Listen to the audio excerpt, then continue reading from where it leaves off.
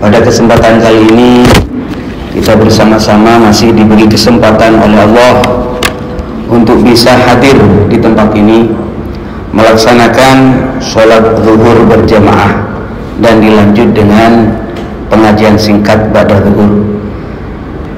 Tidak mudah untuk mendapatkan kesempatan beribadah di tengah-tengah kesibukan kita sedang bekerja, dan Allah memilih kita untuk mendekat kepadanya.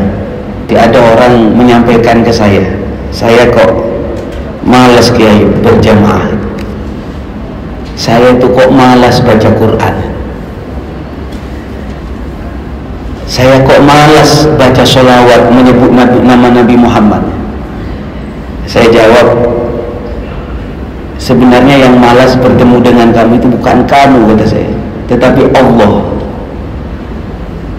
Allah yang malas bertemu dengan kamu. Seakan-akan Allah nggak mau didekati kamu itu kan. Karena Allah Subhanahu Wa Taala mengingatkan, "Fadhkuruni adzkurkum." Sebutlah namaku, maka aku akan menyebut namamu. Ingatlah aku, maka aku akan mengingat kepadamu. Nah, ini para jemaah.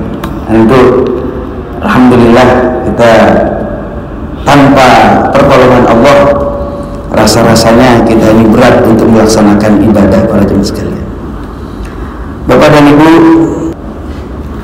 sekarang ini bulan Ramadan dikenal dengan bulan Al-Quran, bulan yang penuh dengan berkah, bulan yang penuh dengan rahmat maghfirah dari Allah Subhanahu Wa Taala.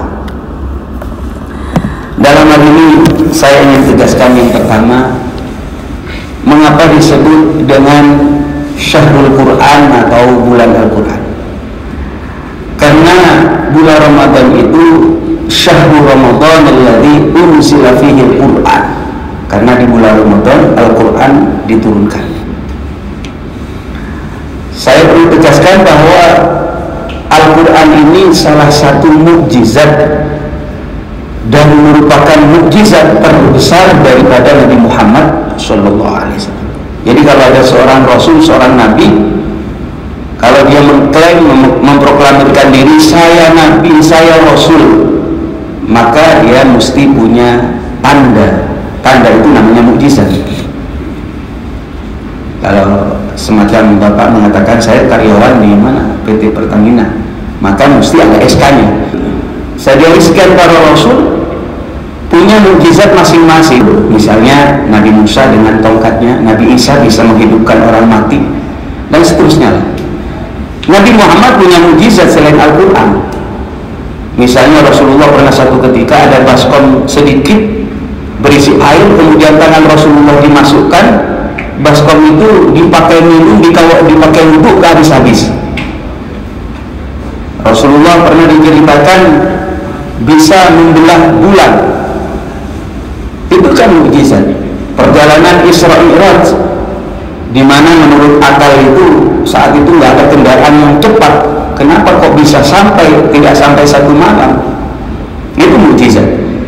Selesai mukjizat itu dengan berlalunya waktu, dengan berlalunya masa kenabian, tapi yang masih bisa kita rasakan hari ini adalah mukjizat Al-Quran. Apa kiai di antara mukjizat kehebatannya itu? Sebenarnya waktu nggak cukup, tapi seadanya yang bisa saya sampaikan. Yang pertama, Quran itu adalah kalamun qadimun la yumayyu sama'ahu. Al-Quran itu adalah kalam Allah yang apabila kita mendengarkan, bahkan membacanya, kita tidak pernah merasa bosan. Anggaplah kita barusan membaca Quran berapa kali? 4 kali, karena 4 rakaat. Asar 4 rakaat ada Quran namanya Fatihah. Maghrib juga demikian, 3 rakaat, 3 Fatihah. Terus kalau di total jumlah sholat fardu saja itu sudah berjumlah 17 kali, dan kita membacanya tidak pernah merasa bosan. Aneh itu. Berapa kali kita baca Yasin, Al-Quran, dan seterusnya. Baca Waqiah, baca Tabarak, berulang-ulang gitu. Kok nggak bosan ya Pak Kiai? Itulah saya katakan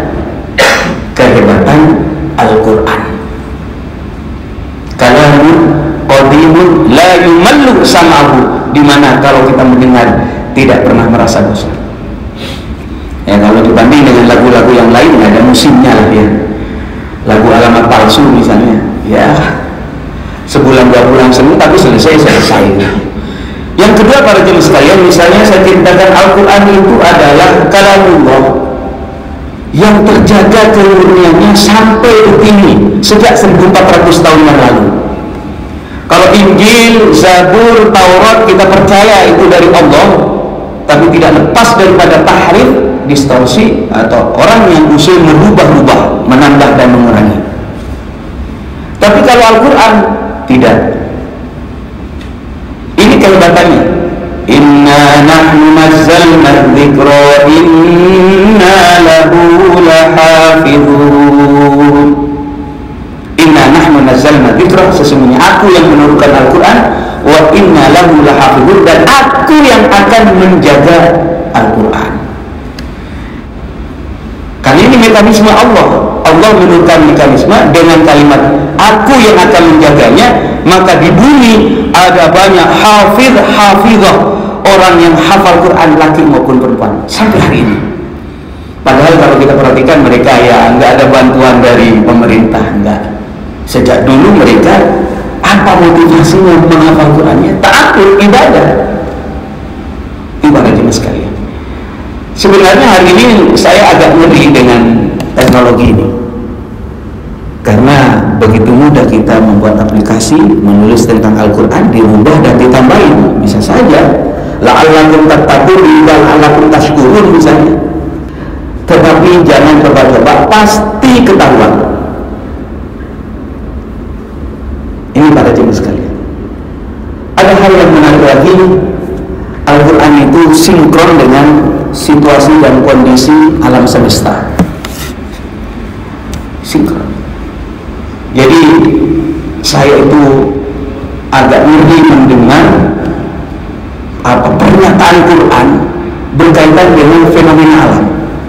Kalau ada sampai satu kalimat atau satu pernyataan dari Quran itu nggak sesuai dengan fenomena alam yang ada sesuai dengan sains dan teknologi, batalah kita Pak. Kita nggak bakalan percaya kepada Quran. Tapi ini kan pertaruhan. Marajal bahraini yaltaqiyan bainahuma barzakhun la yabghiyan fabi'ayyi ala'i rabbikuma tukadziban. Marajal bahraini, ada 2 lautan yang bertemu. 2 lautan bertemu, ini asin, ini tawar. Yaltaqiyan, bertemu. La yabghiyan, tapi tidak menyatu. Airnya itu tawar, asin, enggak menyatu. Mungkin Bapak yang kerja di Pertamina tahu bagian perkapalan itu. Saya pernah tahu bagian itu. Saya ada videonya sendiri misalnya. Sekarang, tetapi bayangkan 1400 tahun yang lalu, di mana Rasulullah SAW itu jauh dari laut loh. Beliau itu hidup di padang pasir, berani membuat pernyataan semacam ini. Ini pertaruhan ini. Pertaruhan apa? Pertaruhan kebenaran Al-Quran. Kalau salah, jangankan satu surat, jangankan satu ayat, satu huruf saja, satu kalimat pernyataan Quran tidak sesuai dengan realitas, bubarlah, nggak ada pengajian ini. Nah, kiai-kiai nggak bakalan dengerin Quran, bakalan dibuang itu. Nah ini para jemaah sekalian. Apalagi Pak Kiai, banyak ya, banyak.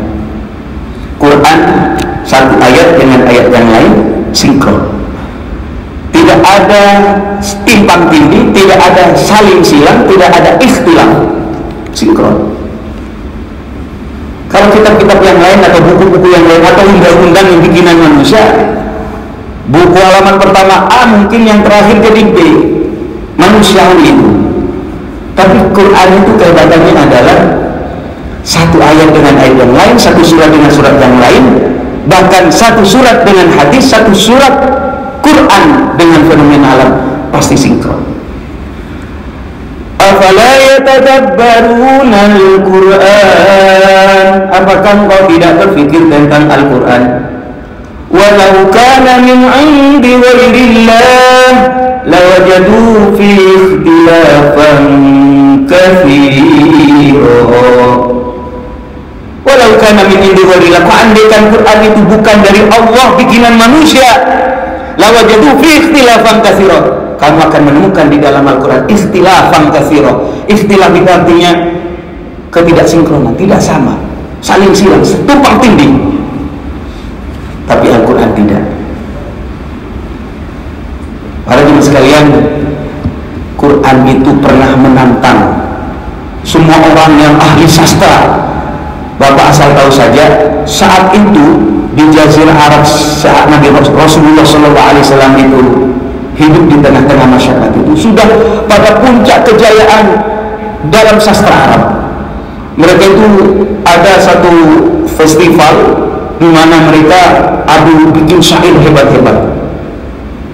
Rasulullah saat itu lahir, Rasulullah hadir dengan menantang mereka. Coba, kalau kamu nggak yakin Quran itu dari Allah, kalau kamu masih ragu, coba faktu bi suratin min mithli, datangkan satu surat seperti Al-Quran. Jangan banyak-banyak, jangan satu Quran, satu surat. Satu surat itu Bapak minim 3 ayat. Inna a'tainakal kautsar fasholli li rabbikal wanhar inna syari'aka huwal abtar. 3 ayat. Tantangan Quran 1400 tahun yang lalu sampai detik ini tidak ada yang menjawab. Wa in kuntum fi raibin mimma nazzalna ala abdina fa'tu bi suratin min mithlihi wad'u syuhada'akum min dunillahi in kuntum shadiqin. Di Quran, wa in kuntum, apabila kamu semua fi raibin, masih dalam keraguan tentang Al-Quran yang diturunkan kepada Nabi Muhammad, coba faktu bi suratin min mislih, datangkan satu surat seperti Al-Quran. Tidak ada yang bisa. Ada dulu Musailamatul Kadzab. Musailamah itu ngaku nabi, yang bikin surat menandingi surat Al-Fil. Surat Al-Fil, gajah, mereka dia bikin juga surat Al-Fil juga, tapi aneh ya, saya takut salah saja kutipannya. Tapi dia mengutip sebuah syair, membuat syair, dia ingin menandingi daripada ayat atau surat di dalam Al-Quran yang kita kenal dengan surat Al-Fil itu. Jadi ketawain sama orang-orang Arab. Malfil, wa ma adraka malfil. Tahukah kamu tahukah gajah? Apa itu gajah? Gajah itu adalah sebuah binatang yang mempunyai belalai yang panjang. Segitu ya, tiap-tiap pemaknaannya. Karena itu para teman sekalian, menjadi hebat karena apa? Karena Quran itu diturunkan kepada seorang Nabi Muhammad yang ummi, la yaqra'u wa la yaktubu. Rasulullah tidak bisa menulis dan tidak bisa membaca. Sehingga kira-kira kalau Quran yang kita baca sampai sekarang yang kita lantunkan semua itu diterima oleh seorang yang tidak bisa membaca, tidak bisa menulis, kan sangkaan kita, kecurigaan kita ini menipis, Pak. Jangan-jangan itu bikinan Muhammad pernah belajar nyontek atau copy paste dari mana.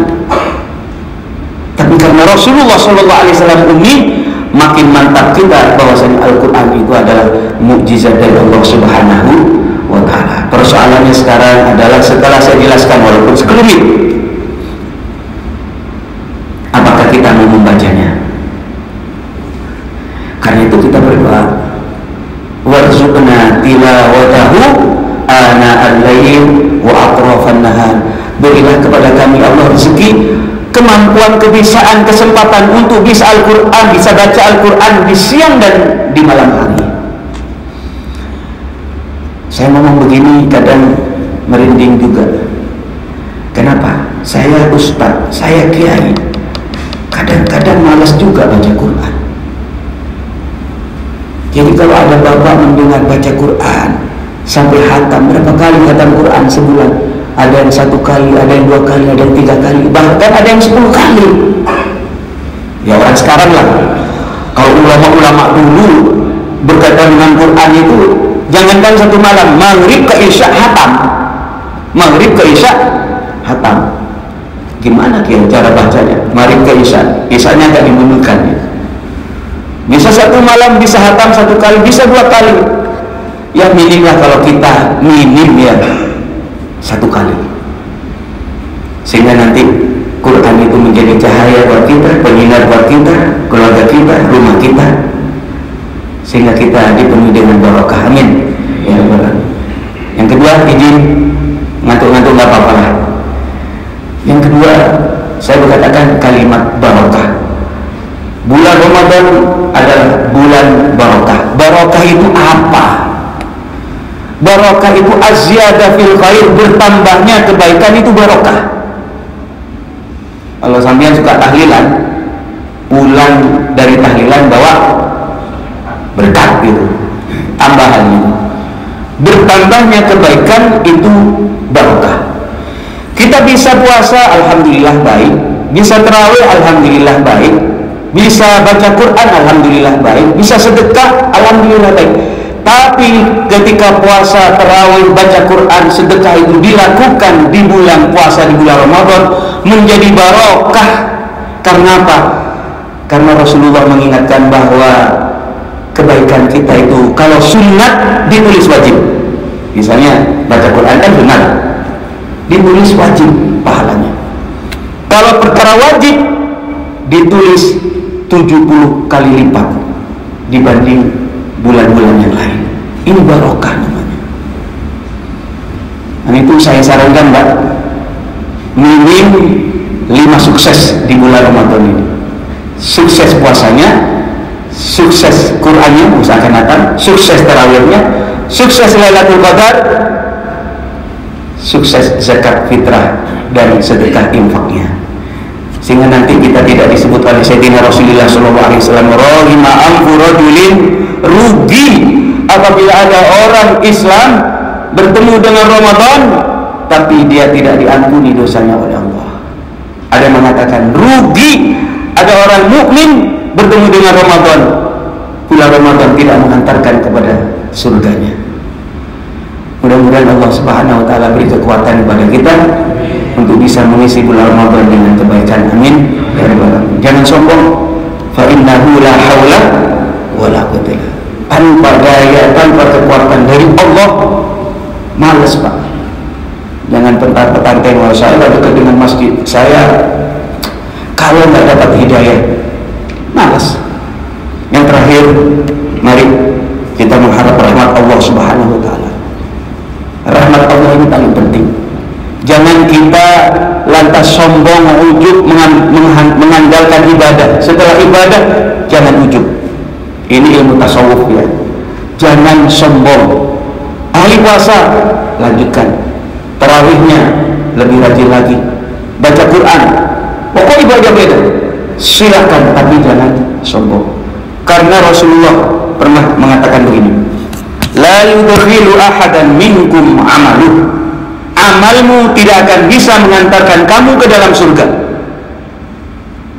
Wala yujiruhu minan nar. Dan amalmu, ibadahmu itu tidak juga bisa menyelamatkan dari api neraka. Wala anak, termasuk aku. Kata siapa? Rasulullah. Wala anak, termasuk aku. Ibadahku tidak bisa memasukkan surga, tidak bisa menyelamatkan dari api neraka, termasuk aku. Loh, lantas kita masuk surga dengan apa? Illa bi rahmatin minallah, kecuali karena ada rahmat dari Allah Subhanahu wa taala. Ya, pertanyaannya, kita ini mau masuk surga lewat ibadah atau rahmat? Rahmat. Karena ada di dalam kitab Durratun Nasim itu cerita, ada orang ingin masuk surga, dimasukkanlah surga oleh Allah. Allah mengatakan, engkau masuk surga dirahmati dengan rahmatku. Dia protes, ibadahku mana ya Allah? Puluhan tahun, bahkan ada mengatakan ratusan tahun. Kalau umat terdahulu kan umurnya panjang-panjang. Saya ibadah siang hari, berjuang siang hari, malam ibadah, tiada henti, puluhan bahkan ratusan tahun. Mana ibadahku itu? Oh, kamu ingin masuk surga dengan ibadahmu? Iya. Sekarang coba timbang ibadahmu dengan nikmat nikmatku. Akhirnya Allah Subhanahu wa Ta'ala hanya menimbang dengan nikmat mata, ditimbang dengan nikmat mata, ditimbang dengan ibadah yang ratusan tahun itu. Kalah Pak, ibadahnya nggak ada apa-apanya. Lebih berat nikmat mata, bukan nikmat-nikmat yang lain, hanya nikmat mata. Katanya Allah, ini masuk surga dengan rahmatmu, dengan rahmatku atau dengan ibadahmu? Karena itu sudah lewat ya, puasa itu awalnya adalah rahmat ya. Awal itu 10 awal, sekarang sudah masuk 11. Tengah-tengah hawa awsatuhu maghfirah, ampunan dari Allah, dan nanti terakhir wa akhiruhu itqun minan nar. Saya berharap mudah-mudahan kita bisa bertemu dengan Lailatul Qadar. Amin ya rabbal alamin. Tolong di atas tanggal 20 utamanya jangan kendor, lebih semangat lagi. Insya Allah kalau setiap malam itu Bapak tidak lepas daripada ibadah, entah itu tarawih, entah itu sedekah, baca Quran, atau perbuatan-perbuatan yang lain, tidak sepi daripada kebaikan. Salah satunya pasti bertemu dengan Lailatul Qadar, di mana Lailatul Qadar itu dikatakan khairun min alfi syahrin, lebih utama daripada 1000 bulan. 1000 bulan itu sama dengan 83 tahun 4 bulan.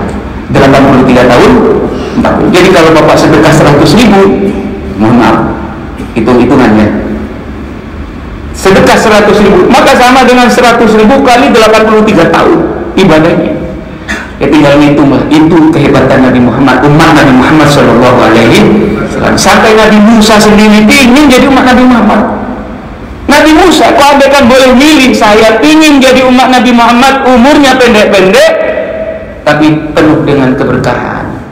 Mudah-mudahan bermanfaat. Amin. Al-Fatihah. Bismillahirrahmanirrahim. Ar-Rahmanir-Rahim. Maliki yaumiddin.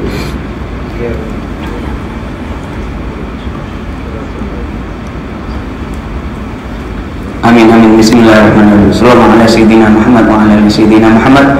Allahumma fariqal furqan wa munzilal Qur'an bil hikmati wal bayan. Barikillahumma lana fi syahr Ramadan. Barikillahumma lana fi syahr Ramadan. Berkailah kami selama bulan Ramadan. Berilah kami kesempatan untuk bisa beribadah, mengisi siang hari dan malam hari di bulan Ramadan dengan ibadah dan taqarrub kepadamu ya Allah.